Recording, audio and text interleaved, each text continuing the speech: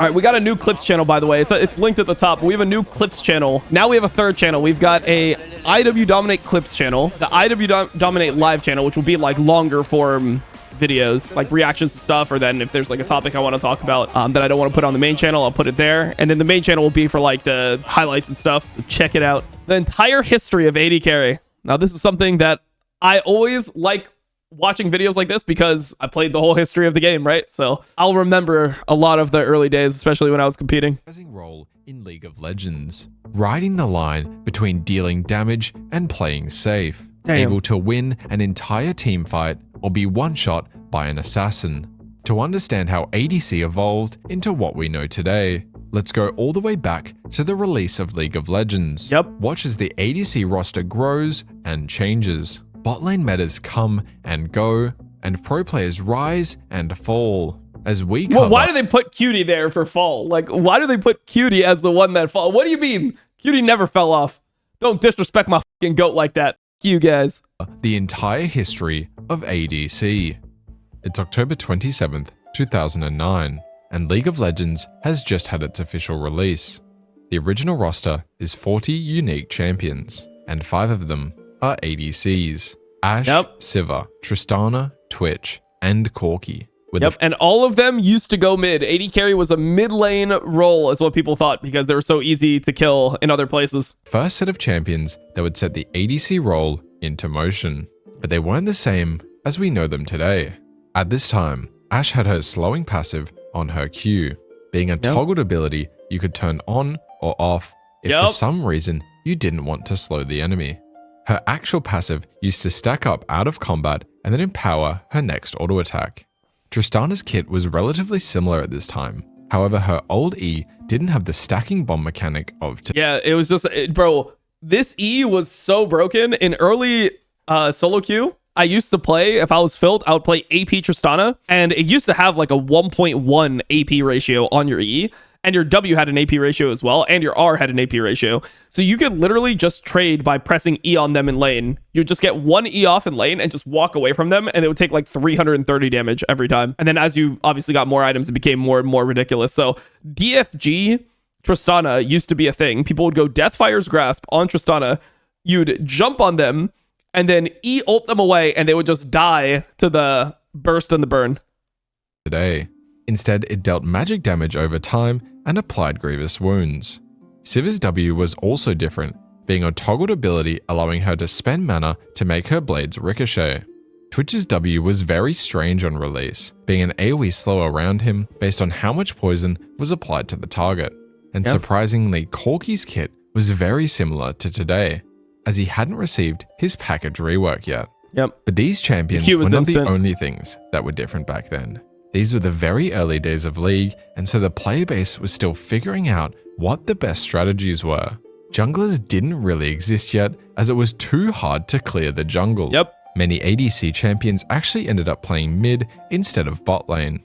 And in these early days, it was common to see bruisers and supports playing together in the bot lane. During this time between League of Legends release and the start of Season 1, bro, these were the good old days, bro. This is the game I used to love. One of the most popular ADCs of all time would join the ADC roster, Ezreal. Ezreal stood out against the other current ADCs. As I used to play this shit in 3v3. Start a fort pot. Holy, it was broken. Focused more on casting abilities rather than auto-attacking. But Ezreal's W was completely different back then, sending out a wave of energy that would damage enemies and grant allies attack speed. And? Another less iconic... Oh, he didn't even... Dude, I can go all the way back. And W used to be a heal that also did damage. So it would be an attack speed steroid to your team. It would heal everyone within the W. And everyone who was... all the enemies in the W would take damage. So you could literally play W max AP Ezreal, and your W would just be like... You were essentially just a healer. You were essentially a better version of Soraka. But beloved champion was also added to the ADC roster, Kog'Maw. Since his release, Kog'Maw has not changed very much, except that his Q didn't start as a skill shot, instead being a targeted ability. But this time before Season 1 was truly wild, as many players were still figuring out how to play. It wasn't until Season 1 that we really started to see the ADC role begin to take shape. Season 1 would see a record 29 champions added to the league, and 3 of them were ADCs. The first being Misfortune. Oh shit. At this time, Misfortune's strut ability was her passive, and her W was a completely different ability called Impure Shots. Impure Shots actually it would give you anti-heal, I remember, I think. Misfortune for hitting the same target over and over. A complete opposite to Misfortune's love tap. There's the healing reduction. Today, Holy. Caitlyn was the next ADC to join the roster. On release, she had the exact same abilities as today, except back then, her W and E did not proc her passive. Yeah, it didn't give her headshots. The final ADC to be added in Season 1 was broken. Vayne. So broken, bro. Vayne was the most disgusting champion in the game. It was the most disgusting champion by far in the game. It was like 60% win rate or something. It was insanely broken. Like, you'd press ult and you would literally just be Thanos. It is what it is. Not received any real reworks since her release, playing exactly the same way in current league. The end of Season 1 would finish with the first Worlds Tournament, a spectacle of the highest level of play at the time. In this tournament, it was clear that jungling was a standard role in every game, as players realized that leaving all the monster gold on the map was very inefficient. This made bot lane the only duo lane, but the marksman support meta that we know today still wasn't fully there. Misfortune, Caitlyn, Corki, and Ashe were the most popular bot laners during Season 1 Worlds. These ADCs were often paired with enchanters like Janna, Soraka, and Sona. But there were some crazy bot lane picks that came out at Season 1 Worlds. Aurelia bot lane. Garen ADC, Poppy ADC, Lee Sin ADC, Jarvan ADC, and even a Blitzcrank ADC with Soraka support. There is even one game during Season 1 Worlds where the players were laning duo top and they had solo bot lane Caitlyn versus solo bot lane Cho'Gath. Jesus. During Season 1 Worlds, we would also see many ADCs like Corki, Ashe, and Misfortune all played in the mid lane. In the end, Fnatic would win Season 1 Worlds, and Lemire Zealot would be the first ADC to claim the Worlds title. But with Season 2 just around the corner, the role of ADC was about to evolve faster and faster.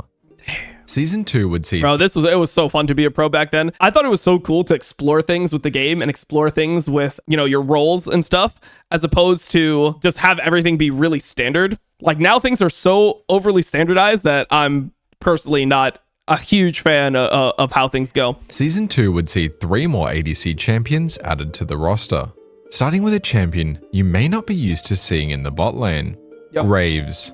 Graves was originally released with the intention of being an ADC. It was just released as an AD carry. It just was an AD carry for years, At Season 2, it was just a AD carry the entire time. At the time, I think it was kind of like an Ezreal counter because Ezreal couldn't push the wave. And the main thing that Graves had was wave clear with his Q. Like, his Q was just really insane compared to most other He did not have his shotgun abilities. Mechanic that stops him from harassing through the minion wave. Instead, having normal basic attacks and a different that Q was so peaceful for pushing the wave. This made Graves an aggressive ADC that could stack armor with his passive and dash in to fight. The next ADC added to the roster would be Varus. But in Varus' champion spotlight, he was originally targeted to being a mid laner. Releasing with almost the same kit as he has today, it does make sense that he could play mid with his long-range poke. And I mean, he did play mid even as late as, like, I don't know, like 2-3 years ago. He was sometimes being flexed into mid. Maybe not 2-3 years. Maybe it's like 5-6 years ago. But yeah, I mean, it was a champion that got flexed mid quite a bit. I mean, Varus is, I think, a pretty solid champion. I don't know. I just liked the old champions more than like new champions. Like, if you compare what Varus' kit is to Yunara, even though Varus is strong, it does feel more balanced to play around Varus' kit than Yunara's kit. Like, Yunara's kit is, okay, this champion's supposed to be an immobile AD carry, and it does more damage than me in team fights because it has the ability to hit multiple people, like the way the Q interacts, like the old steroid, whatever. So I need to dive the mobile AD carry, but you dive a champion like Yunara, and then Yunara just murders you anyway. So you're like, what is the counterplay? Like, what the am I supposed to do in the game? Whereas, like, at least with Varus, you're like, oh, if I dodge a spell, that's pretty good. Like, there's more obvious counterplay than the freak champions they release nowadays. final ADC of Season 2 was Draven. On release, Draven had a different passive, which was much more like his brother in the top lane. Wicked Blades allowed Draven to apply a bleed on every auto attack. We can also see that in the Draven champion spotlight, the bot lane meta had really started to take shape. So people don't know what Draven used to do, but Draven's passive used to be a bleed, a very strong bleed. So you'd attack them one time. So you kind of like poke them down in lane in a way. I mean, you had a huge amount of AD, but you used to not get gold on cash it. It was even more broken in early lane phase because you would auto somebody and then they would just bleed. So you could chip people down so easily. Like this is the bleed right here. You're seeing it right now. Like a traditional bot lane we would know today. Actually, maybe that was post during Season 2. There was the first visual overhaul to Summoner's Rift, making the appearance of bot lane a bit better. Sivir and Twitch's Ws would also be updated into the versions we know them as today. Yep. By the time Season 2 Worlds rolled around, players had realized that melee ADC today. So this was the player section right here. I'm somewhere here. This is where all the players are. It was like SK, Dignitas, all of us were just chilling right here. Season 2 Worlds rolled around, players had realized that melee ADCs were not the best. So during this Worlds, there would be no melee bot laners present. However, there were some other... and to be honest, it was long before this where people realized that melee bot lanes weren't good. People already knew that after EU1 Worlds in Season 1, and then Season 2 pretty much was exclusively played with AD carry support bot lane. Interesting strategies that teams came up with. This was the first instance of proper lane swapping, where bot laners would attempt to swap and lane against the enemy's top laner. This allowed champions like Vayne and Kog'Maw to have a free scaling lane without getting bullied by champions like Graves or Ezreal.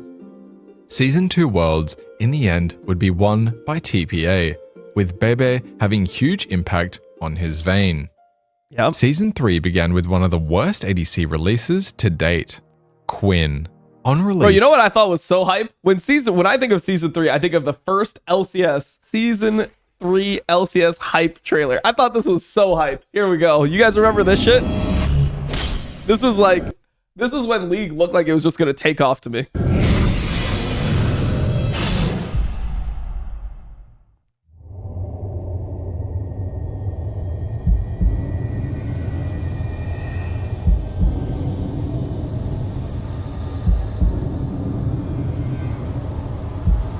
This is peak. This was peak LCS for sure.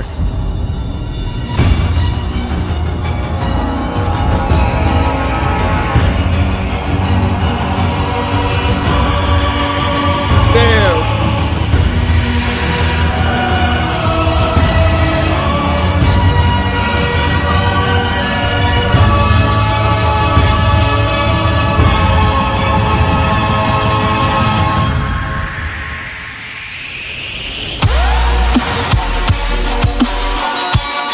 This shit was so cold.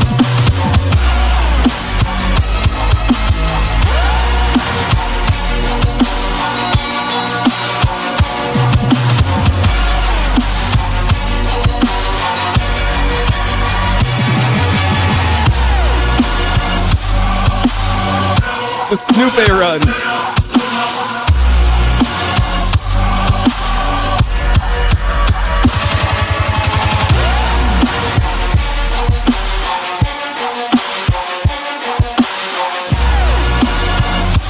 Bro, that was hype back then, bro. Full HD streams. Oh, shit.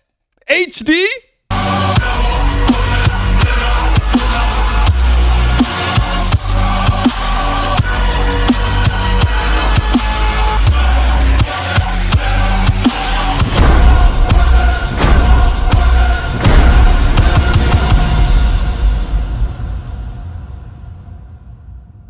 Damn.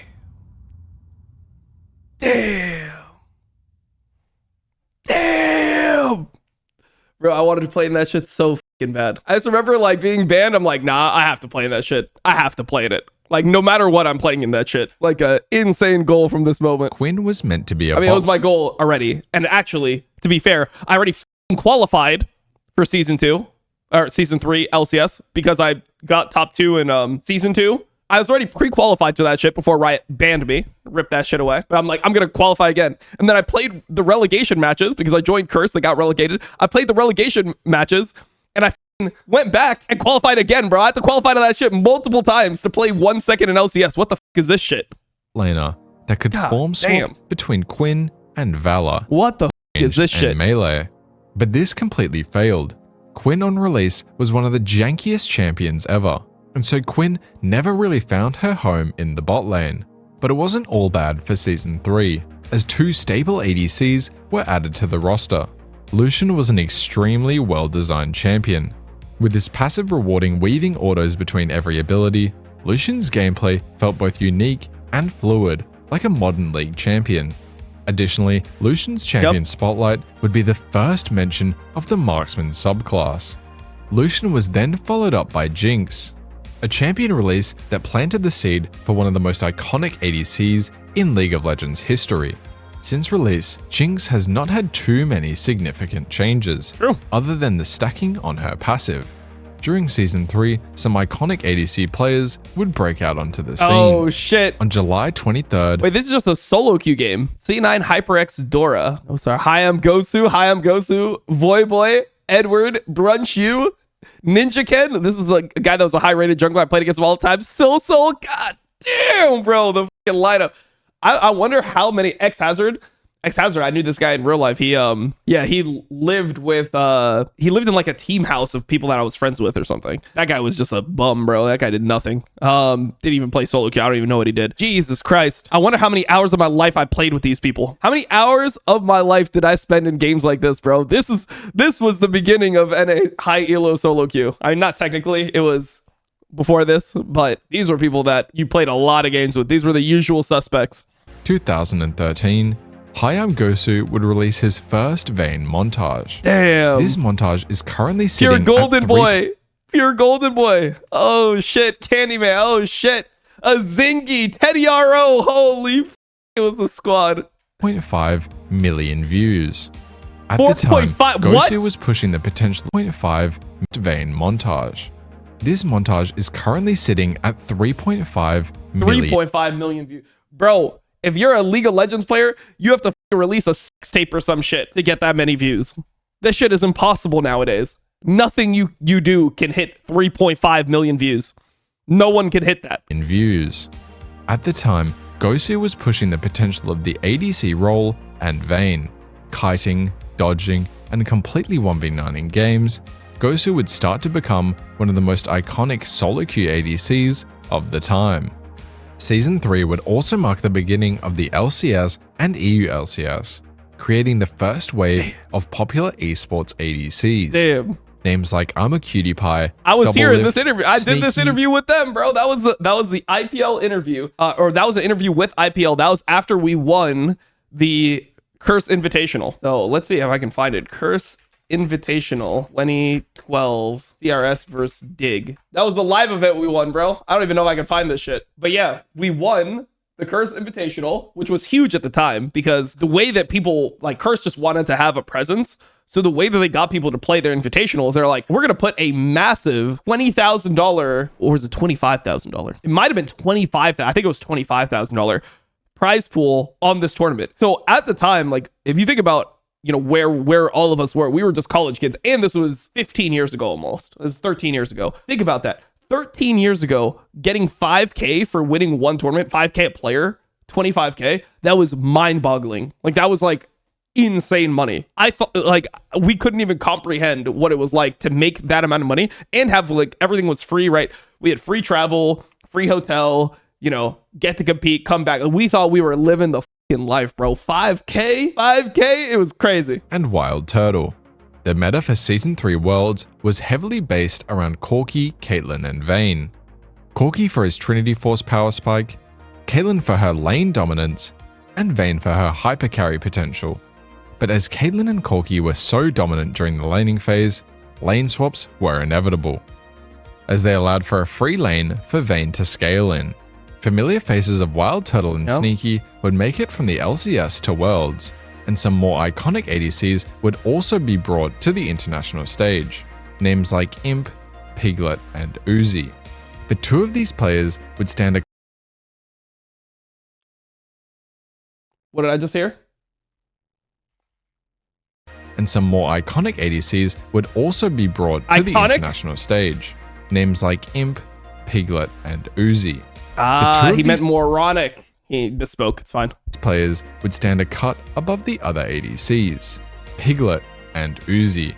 Piglet from SKT would win Worlds, his Corgi and Caitlyn being Why did you guys send me this video? much better than the rest of the competition. Piglet would finish the tournament with the highest average KDA of 9.7. Thanks, but Steve. Uzi being This is right here. You know what he was doing right now? He didn't even care about winning Worlds. He was just trying to scam Steve into giving him a big contract with TL. He played well and won a world championship just so he could ruin my life in the future. I'm sure of it. just 17 at the time, was also a cut above the rest, playing his iconic Vayne, being one of the few players that could pilot her at a pro play level, and making it all the way to the finals against SKT. Season 3 was truly a highlight year for the ADC role. If you want to see more content like this, please consider subscribing. I'd really appreciate it. Unfortunately, Season 4 wasn't very special for ADC, as it was the first season in which no ADCs were added to the roster, and the main seasonal change you wanna of see some cleaning shit? up the Prehistoric. Some shit from back in the day. You want to see some shit, boys? You want to see some shit? This is Curse Invitational. This is Game 3 elimination game. This is like when Voy became one of my best.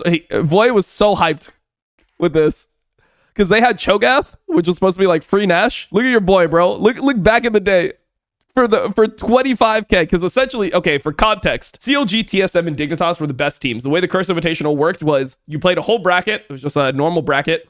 And then the winner of the bracket got to play against Curse. But Curse was a much worse team than CLG, Dignitas, and TSM at this time, right? Like TSM, Dignitas, CLG were the top three. We were the big three at this point. So essentially, we knew whoever won this game would end up essentially making 25k. Like you just had to beat Curse in the finals, which obviously we weren't taking it lightly, but you knew that you would probably win. So this is for fucking 25k. I'm muting it because it was Colby Cheese. I don't know if you guys remember this guy. You guys probably don't. You guys are way too young. Colby Cheese commentary. You don't want to listen to it. Look at your boy back in the day. 25 big ones on the line. Hell yeah. Damn. We were in there. The boys. Dude, I love this squad. Voy, Scara, Cutie. These were just the boys. It is what it is. And we ended up putting away the game. Hell yeah. Listen to the commentary. And now they're gonna. Oh, they grabbed it! Wow, so epic! Dominate jumps in, grabs that, and now they're gonna go for the engage. Can they turn this around? I don't know. Scar flashing in to make something happen. Walko is down on the same Vicious. Will he fall? He makes it out to the top lane using his ultimate to try and remove the vision. LP falls to Dominate, and this is great. Dignitas completely turning this around now. And oh, nice shot flash going into Chowster. We're flashing over. We just used 2 flashes to kill the enemy support Tarek. To make something happen. And Ultimate coming in. Pick him up. Yes, it does. Cutie Pie actually. We have no waves. They still have mid-tier 1. It's 27 minutes. They still have mid-tier 1. Both mid-tier 1s are up. There's a top-tier 1 up. Jesus Christ. And wow. I don't understand why Hotshot didn't use his feast. I guess they just thought it was free. I mean, they did have a ward over the side, they're trying to so they knew he was coming. Oh, yeah, so I don't know why he didn't feast it. I mean, that best really dragon smite ever. Best dragon smite ever. I remember that was like a meme in our team. We would just say that shit. We would always say that shit. Best dragon smite ever. All right, where were we? And the main seasonal change of cleaning up the bushes only changed the river bush in bot lane. He said 2014 was that? I mean, yeah, I guess. Oh my God, it's high I'm on. Man, this is what I used to play solo queue all day, every day. I play with these motherfuckers all day. But yeah, I mean, like, okay, so those new champions that became meta that season, I guess there was no new AD carries added to the roster, but Jinx and Lucian, if I remember correctly, they weren't available in season 3. So they came out at like the end of season 3, so maybe like October, November. Let me see. Jinx release date October 2013, yeah, so not in the competitive season. And then Lucian release date was around the same time, August 22nd, but it wasn't available in Worlds because of the fact that it was released pretty late here. I'm pretty sure, almost 100% sure. So those champions like feel like season 4 champions to me because that's when people really started playing them. That's when they became competitively enabled and people play them all the time. But the most exciting thing for ADCs was Season 4 Worlds, as we got to see the return of Uzi, Imp, Sneaky, and Wild Turtle. Damn. There were also Where's Piglet? Hey, where Piglet? Where?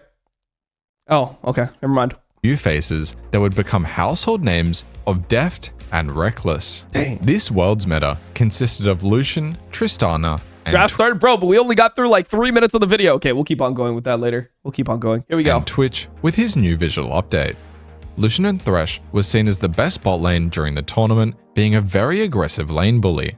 But Imp of Samsung White rejected this Lucian and Tristana meta, playing 10 games on Twitch throughout the tournament, with his next most played being only 3 games on Corki.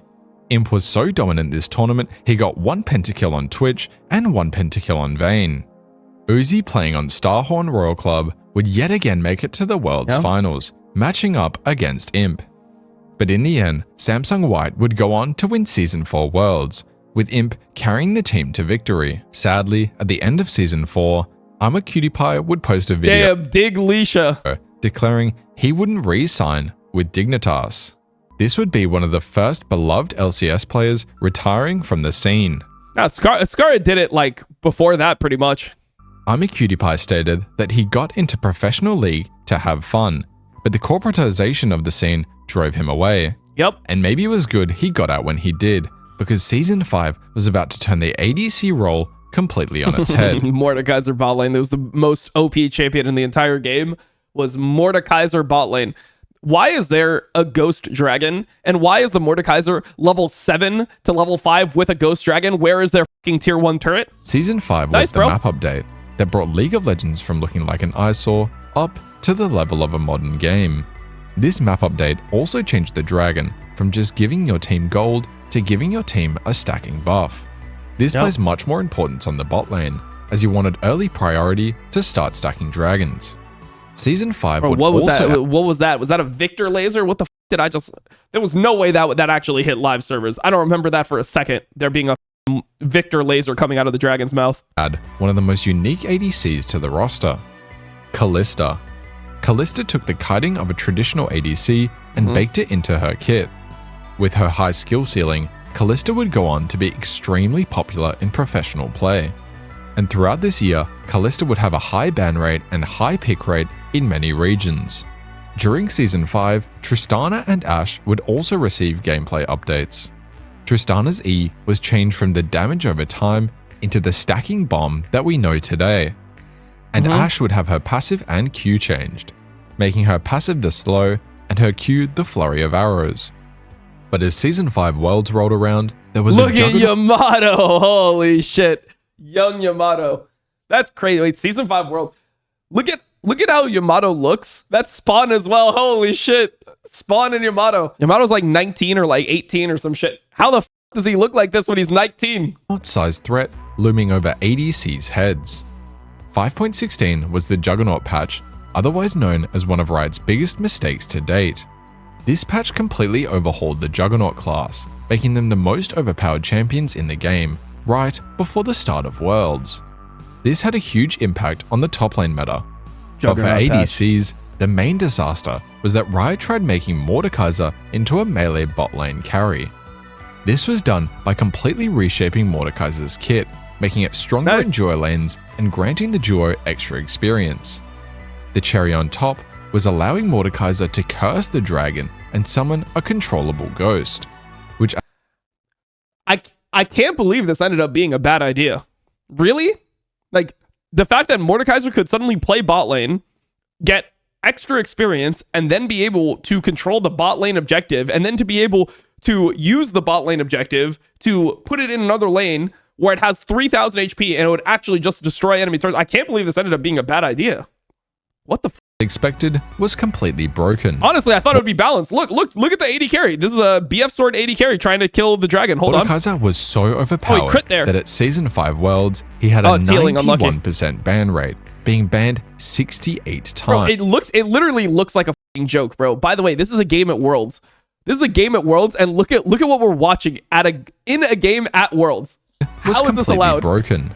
Mordekaiser was so Imp overpowered is just S-keying, autoing it, and just like, yeah, I can't kill it. I'll just fucking farm the wave. that at Season 5 Worlds, he had a 91% ban rate, being banned 68 times.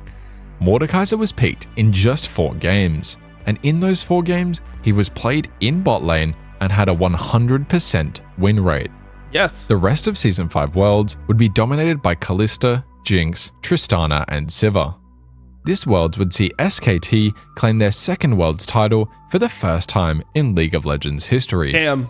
Having an The GOAT top laner Marin, the GOAT jungler Bengi, the GOAT AD carry Bang, and the GOAT support Wolf all winning a title. That's crazy. incredibly dominant performance, only losing one game throughout the tournament.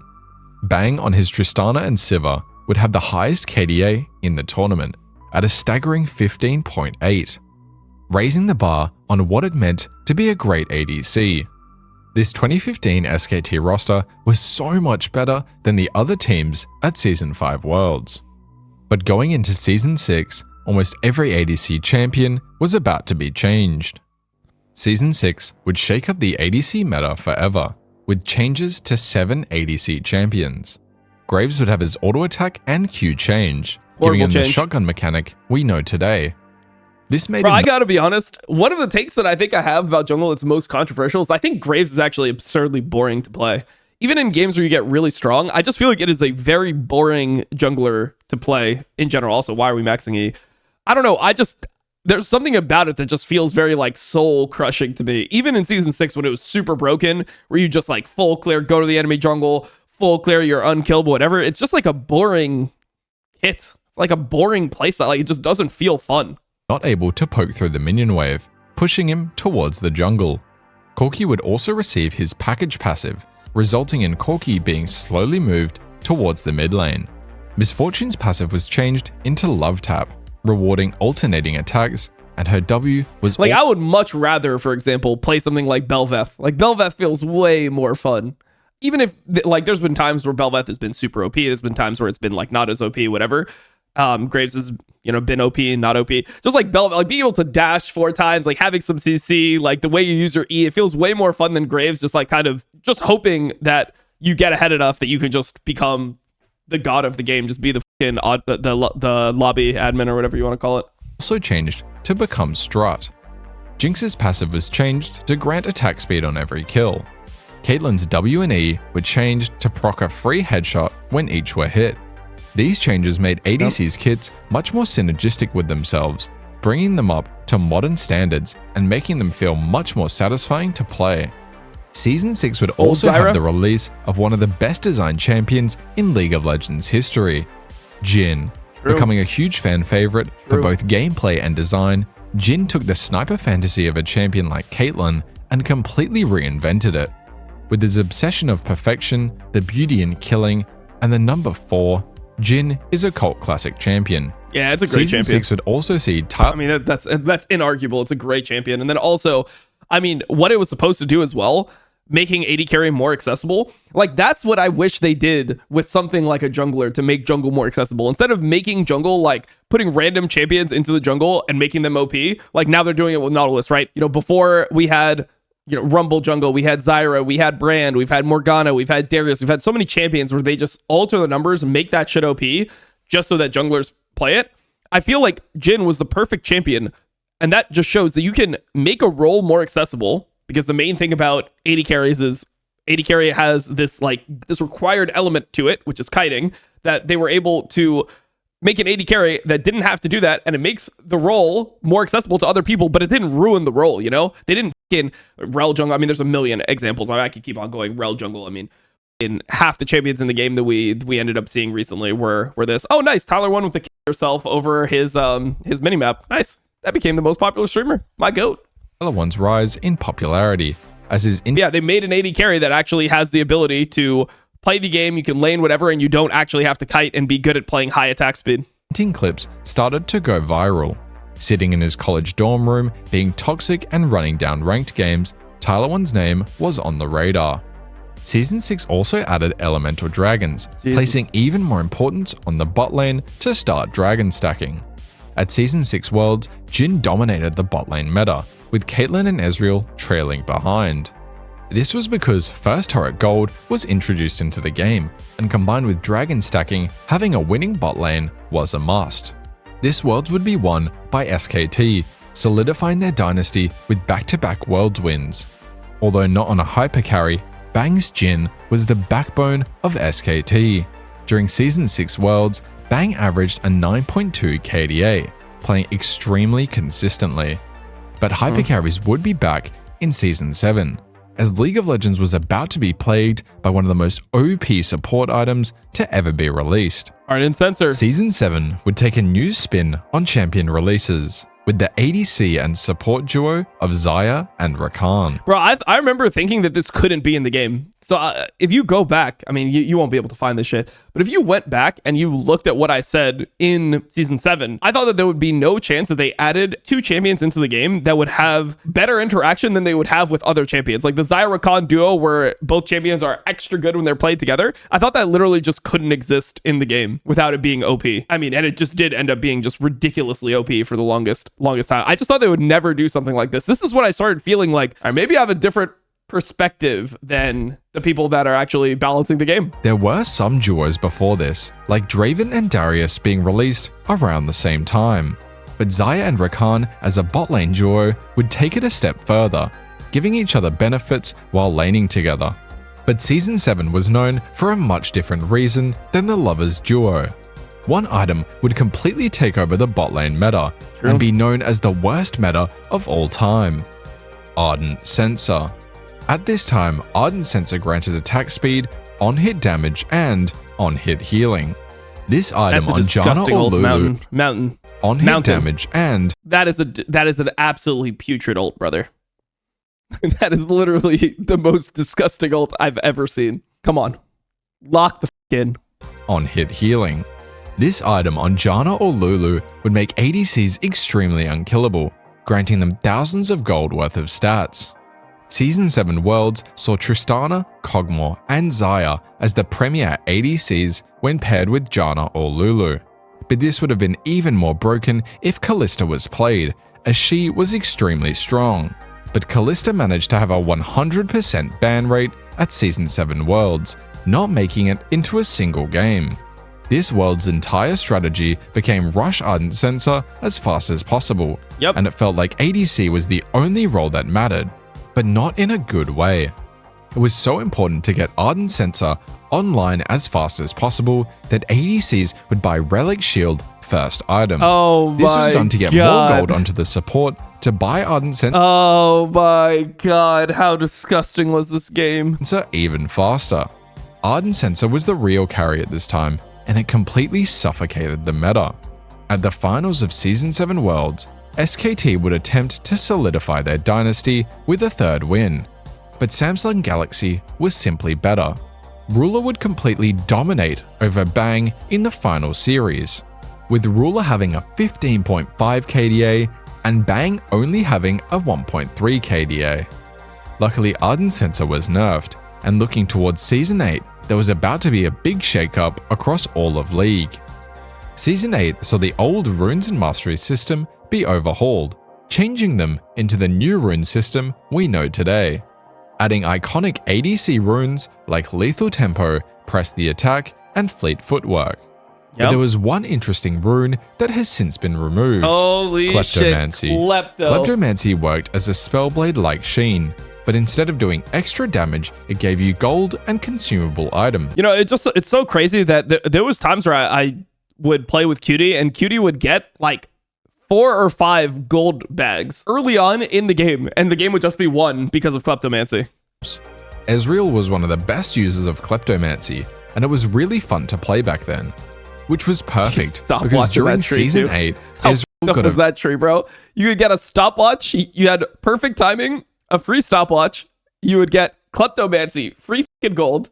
You'd be able to, like, what else did you have? You had your fucking, you could have Time Warp Tonic in the same one, which was really good because you especially because you had pots. You had Futures Market you could take. Like, god damn, this tree was OP. Visual and gameplay update. Cleaning up his look and changing his W from the Wave of Damage into the Essence Flux Orb we know today. Varus would also receive a change to his W, giving it an active ability you could go boots that and stopwatch empowered for a little bit, but then they changed it. Q. Season 8 would see a fan favorite ADC added to the roster, Kai'Sa. Kai'Sa stood out with her evolution based on stats, diving gameplay, and striking appearance, giving a brand new spin on the ADC you threw that role. one in there. All right, okay. You know what? Okay, sure. And since her release, she's been a consistently popular champion. but it wasn't all sunshine and rainbows for ADC in Season 8. 8.11 would see sweeping nerfs to the entire ADC roster, reducing base stats and damage growth. This then got even worse when the funnel meta rolled around. The funnel meta. Funneling is a strategy in which your team funnels all their resources into one carry, as they clear both the jungle and the I mean, it would get old if co-streaming existed back then because you just have to do this for like a month. But as somebody who watched pro play, but you weren't required to watch every single game, if it wasn't your career, it was pretty fun to have like a bunch of different metas. Like, oh, what's happening in pro play right now? And then they change it drastically. And then, you know, new teams adapt, new teams become good, other teams become bad. I don't know. I thought that was like pretty fun, the amount of variance. lanes. Some ADC players were still able to play normal ADC picks. For many teams in pro play, they deemed it more efficient to place their ADC on a supportive champion to further funnel the carry. This took the carry potential away from the AD carry. But shortly after its rise in popularity, the funnel meta would be nerfed, making it far less efficient. Michael X. Season 8 Worlds would see Kai'Sa solidify herself as an iconic ADC, as she was the most picked throughout the tournament. Season 8 Worlds would see a European team make it all the way to the finals for the first time since Season 1, with Reckless on ADC. But unfortunately for Europe, they couldn't claim their second Worlds title, as JackieLove was an absolute beast. Having a mind-blowing 23 KDA, dying only 2 times in the final series, JackieLove's Kai'Sa was a cut above the rest. His world's winning skin Kai'Sa, ended up holy going shit. to Kai'Sa, Look at and would Rookie. become the favorite skin for many Kai'Sa mains. Honestly, it's low-key worth. You know, the Shy completely popped off. Like, he completely popped off, was the best player in the world, won a world championship for his boy Rookie, and then just tormented him for the next, like, 6 years of his life. Just actually just became a complete nightmare for 6 years afterwards. But you know what? Like, most people don't even get to win worlds, so respect to the Shy. Season 9 brought armor plating to the outer turrets, rewarding lane aggression Wait, that was and Season ensuring 9? turrets stay up for the first 14 minutes. I This thought that was encouraged Season 10 aggressive for some reason. ADCs Oh, to Season push for 9 plates where they added while plates, ensuring okay. turret safety for scaling ADCs. Bro, Season this is how I know I'm old. That feels like kind of new to me, like kind of recent. 9 would also give Caitlyn and Ashe visual updates, bringing them to modern standards. This year would add another ADC to the roster, whose design attempted Wait, to no. push the potential Senna was Season 10. Is that actually true? Crowny, wasn't it Season 10 for armor plating on turrets? I thought plating happened in Season 10. of ADCs to push Or for maybe it's like maybe he's saying like the end of Season 9, so it's like December in Season 9 where nobody plays. It's preseason. November 10, 2019. Okay. plates while ensuring turret safety. Yeah, so I mean it came out in Season 10. So it came out in Season 10 was plating, essentially. It came out with the preseason for the new season, which is like, I guess it's technically Season 9, but it's Season 10. It's the big changes that happened into Season 10. Scaling ADCs. Season 9 would Like, I also wouldn't say Otacon came out in 2020, or I wouldn't say Otacon came out in Season 14. That's not what I would say. Like, I think it's just more confusing that way. give Caitlyn and Ashe visual Aphilios updates, came out this season as bringing well. them to Season modern 10. standards. This year would add another ADC to the roster, whose design attempted to push the potential of the role. Senna was designed to be both a support and an ADC all in one, but has been both problematic for balance and iconic for her unique kit. With That's a ADC nightmare. still being fairly weak from last year, professional play would see the rise of the double support item meta. By starting double support items, the bot lane could This was actually in Season 9, though. The Garen Yumi was in Season 9, right? share gold and Pretty act sure it was. like dual carries. Sona Taric and Garen Yumi were the best versions of these strategies, having disgusting amounts of sustain and being completely unkillable in the late game. But that wasn't the only ADC meta of 2019. 2019 was the year of G2, as they won both regional and international tournaments. Yeah, Season 9, Season 9. But the ADC for G2 wasn't an ADC player. G2 Perks was a mid laner who would role swap to ADC, and with that, Perks brought a new perspective to the role, creating his own picks What a goat. like Zoe ADC, Syndra ADC, and Nico ADC. But there was one specific pick that Perks had huge amounts of success on. Yasuo at 80 bot lane. carry, bro. He was so Yasuo good at was it. Perks' speciality. I mean, the main thing having a wasn't just that he played these champions 80 carry. The main thing about G2 is that they could flex like anything. Like, they picked a Pyke, you know, it could go in 3 different roles, maybe. They pick Yasuo, it's going in 2 roles. Syndra can go into 2 roles. They would play, like, Yasuo Gragas It could play, they would play Yasuo Gragas bot lane. They could also play Yasuo Gragas mid jungle. It was just a nightmare, bro. Like, you never knew where anything was going in draft. 7% win rate on the pick. Perks showed the world that there was a melee bot laner already in the game. But when G2 made it to the finals at honestly, I think it would be like pretty cool if Perks did what Reckless did, and when this type of stuff started coming into the meta, like he just like quit and like went back to like Sweden, you know, and then just like would come back if the game is to his liking. That's just kind of based. Season 9 Worlds, their Joke, opponents of course. were Hopefully simply Crowny much left better. by now. Season 9 Worlds was Just won joking, by guys. FPX, with LWX completely dominating on his Kai'Sa, Varus, and Xayah, not dying a single time in the final series. In the end, it was the traditional marksman of bot lane that had won. But even now, the impact of perks is still felt in the bot lane meta of today. Season 10 added elemental rifts to the game, and the craziest change bot lane has that was ever Season 9. received, the Alcove. But Season 10 would actually have one of the most Alcove's been around for overpowered 5 champion years? God damn, we're releases so old. in League of Legends history. We are so old. Aphelios.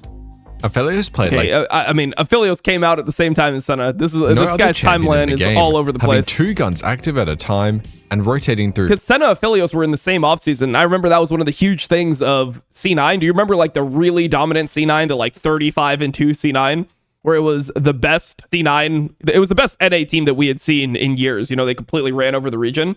And one of the reasons was because Sven and Vulcan, they went to Korea together. They both got like top 20 on the ladder, and they spammed the out of Aphilios and Senna. So when C9 came back, Sven could play Aphilios and Senna at a super high level, and no one else could. Like, do you remember Doublelift trying to play Senna in season 10? He just couldn't play the champion. And it was super OP.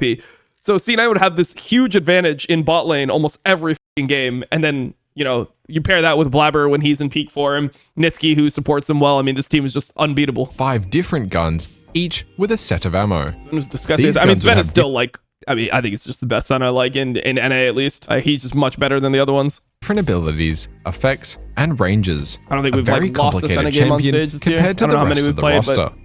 On release, that's what it is. Aphelios was extremely overtuned and capable of absolutely insane amounts of damage with yeah. his Infernum and Crescendum guns.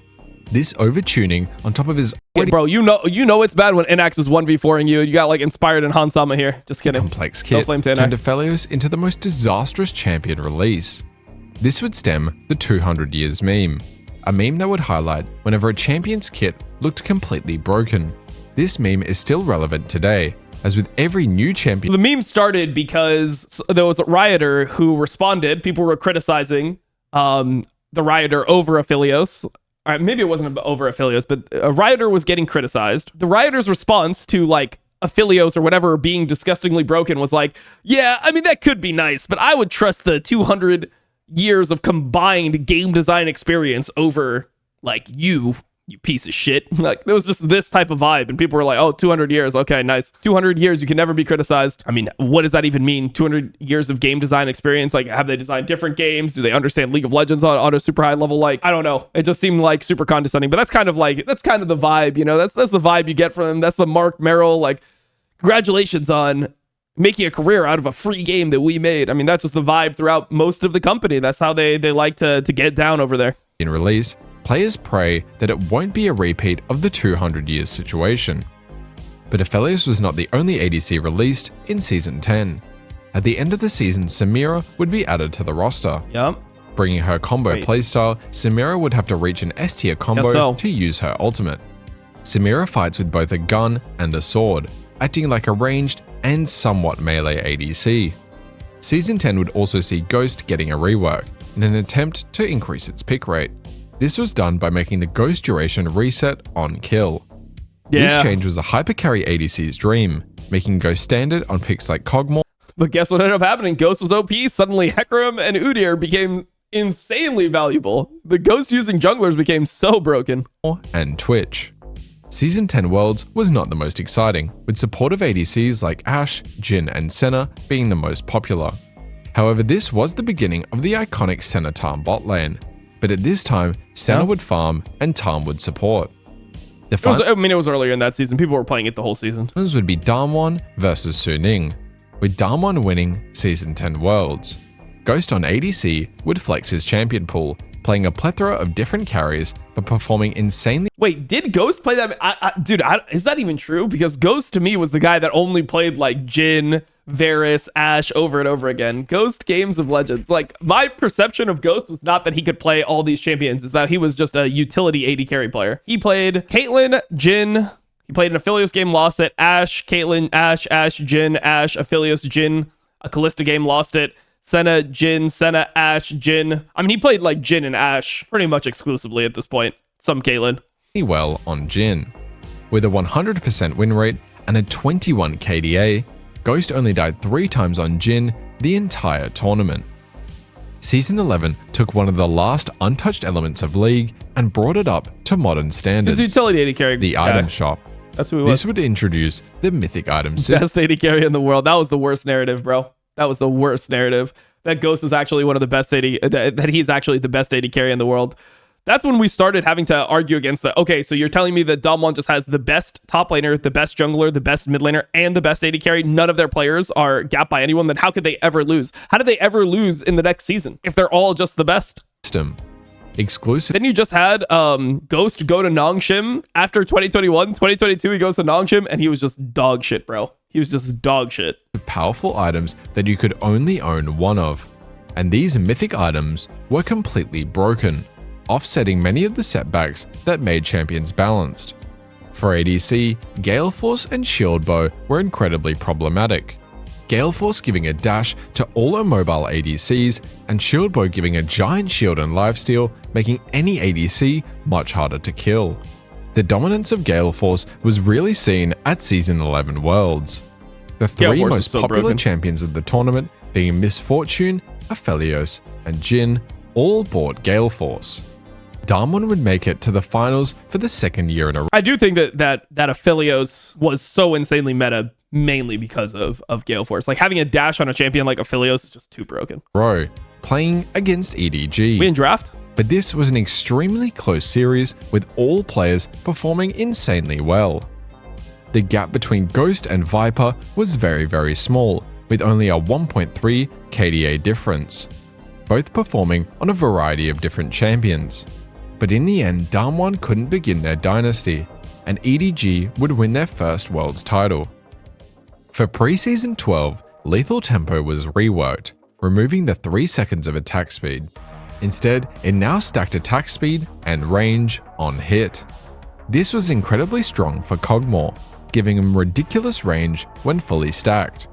Season 12 would begin. Hold on. Keijo fire. Such an insane game, to be honest. The way Mako permahover side was so good. Yep, Mako is peaking right now. He's too good, actually. I mean, not as good as Beryl for you, but like pretty good. Smiley face. It is what it is.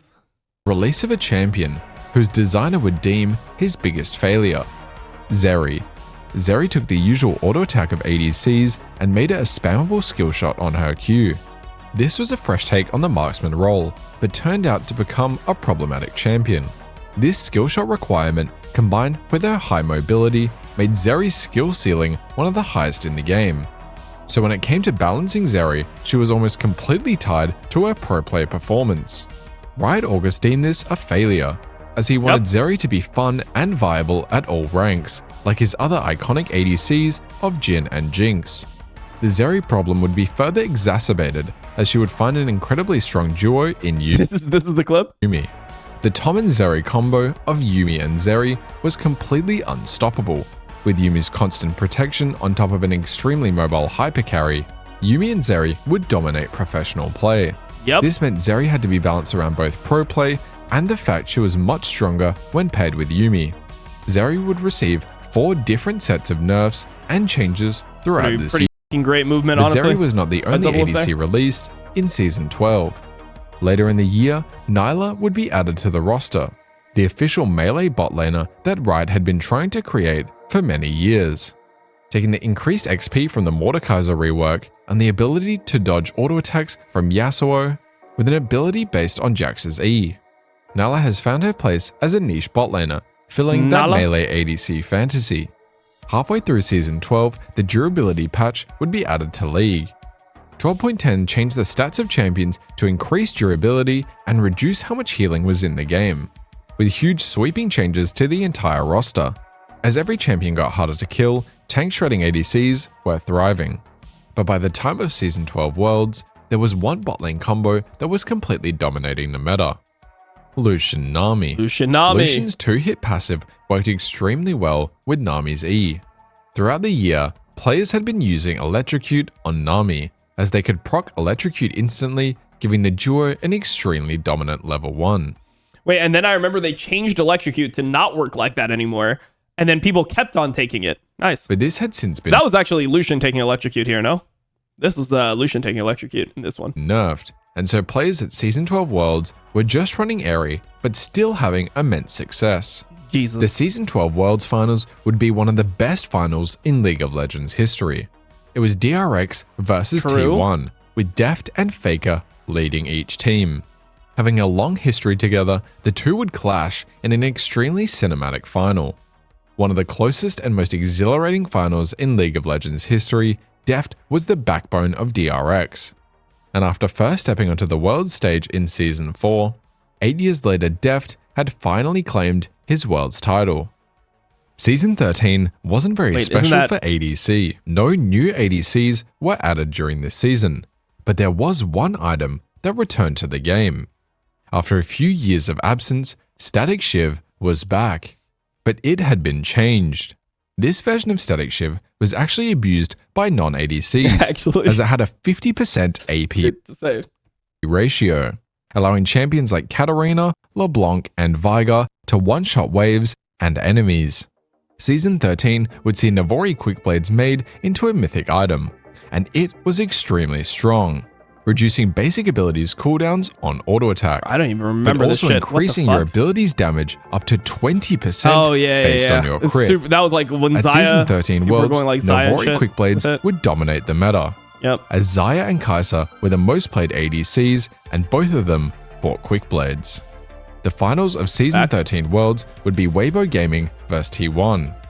Although Kai'Sa and Xayah were dominant throughout the tournament, T1's ADC Gumayusi didn't rely on them. Flexing his deep champion pool, he played 11 different ADCs throughout the tournament, and he performed. In the final series against Weibo, Gumayusi didn't die a single time, carrying Zeto Bro, he played it in both of his final games. Bro, both of his final games for World Championships, he had Xayah. And now he just pulled it out in the deciding game versus Gen.G and lost with it. But I mean, that is just a champion that Guma is probably that's probably Guma's best champion. It's either that or Varus. But I think that Varus is just more broken than Xayah. So, I mean, you just look better on Varus, but I think that he's actually better at Xayah. To the win. Season 14 would finally remove mythic items from the game, opening up build diversity for the entire league roster. And the new map changes with Grubs would bring symmetry to Summoner's Rift. But it wasn't all good news for the start of Season 14, as a very problematic champion was added to the ADC roster. Smolder was released on the second patch. I think he's better at Xayah than he is at Jhin. I just think that Jhin is Jhin is just harder to I think it's harder to get damage out of Xayah than it is to get damage out of Jhin. Jhin is just 14. I think you're kind of maxed out with Jhin. Like most top tier Jhins are pretty similar. Like you can't really tell the difference between most of the best Jhins. A small dragon that was designed to grow stronger and stronger as he gained stacks. The payoff for hitting 225 stacks was that Smolder would get an execute like the Elder Dragon buff. This execute saw Smolder racking up pentakill after pentakill, with a total of 41 pentakills in professional play during Season 14. Smolder was changed after a few patches to make him feel less oppressive, changing his execute to only trigger if it was his damage that killed the target. But although Smolder had a crazy release, Season 14 was truly the year of Varus. Varus was played with a lethality build, and was an extremely oppressive poking ADC. Viper is also he had an really insanely insane at high Jhin, by the way. rate in professional Viper play. is crazy good at this champ. So Riot stepped in. Halfway through the year, they reshaped Varus's Honestly, passive Ruler's to always give been him a really AD good Jhin as and well, I would say. AP based on his attack speed, gutting lethality Varus. Ruler, 71 games played, 76% win rate. His highest win rate champion. It's his 5th most played. It's his highest win rate champion out of his top 12, 13, 15 champions or some shit. God damn. But Varus wasn't the only ADC that got reworked. Corki was reworked back into his original state, removing the Did that motherfucker have a hex trigger? Corki was reworked back. Oh, This motherfucker has a Maw first item on MF. Report him. Report him, please. Into his original state, removing the package mechanic from his passive. It's a fucking custom game with Vandrel or what? This was intended to push him towards the ADC role. But Season 14 was actually the year in which ADCs would take over the mid lane. Yep. Corki and Tristana were the number 1 and number 3 most picked mid laners in Season 14. ADCs like Chovy Ezreal, meta. Zeri, and Smolder all found their way into the mid lane.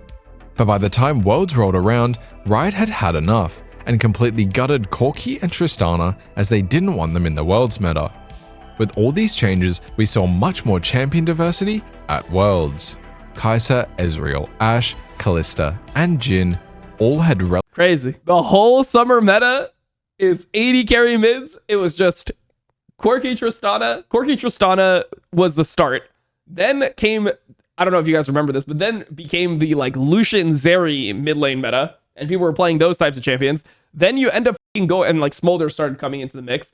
And then you go to Worlds, and literally what you've been playing for the last 3 months just gets completely nerfed out of the game to the point where no one plays Corki and like no one played Tristana except for like Chovy played in like a game 4. I mean, maybe it was picked every 20th game or some shit.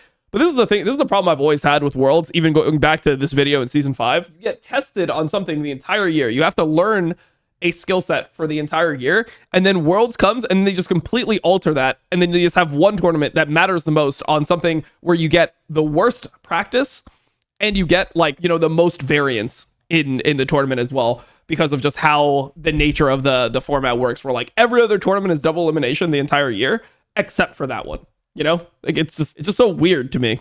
It's just so weird. I mean, I guess First Stand now. I guess First Stand is technically not double elimination. I mean, First Stand is just a shit tournament, though. I guess EWC is not double elimination either. So I guess this kind of doesn't apply right now because they added like these 2 tournaments, which, I mean, both are kind of Mickey Mouse tournaments, but you get the point. Like, it is just super weird the way Worlds works. And it doesn't feel like they're down to change it at all.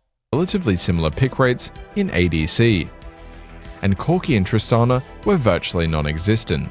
T1 found themselves back in the finals, playing against BLG, and Gumayusi would once again If you can adapt to Worlds meta, you don't deserve to win simple as. If you can't adapt to Worlds meta, you don't deserve to win simple as. Okay, I mean, that's your take. I know that you thought that was like a I just shat on you, dumb. Like, I know you felt really good about that one, but like, my take is that I think that they should make the most important tournament reflective of what you've been doing the entire year, as that is like what it feels like the end goal is. So I think that things should progress to Worlds as opposed to it being like something else they like slap on top of you at the end. But yeah, good one, bro. flex his deep champion pool. Rage baited? Nah, I mean, this guy, I've seen this guy before. Nerdtopia returns. Like, if you just read his comments, I'm pretty sure he's somebody who's banned who made a new account, to be honest, because I've only seen illness out of this guy.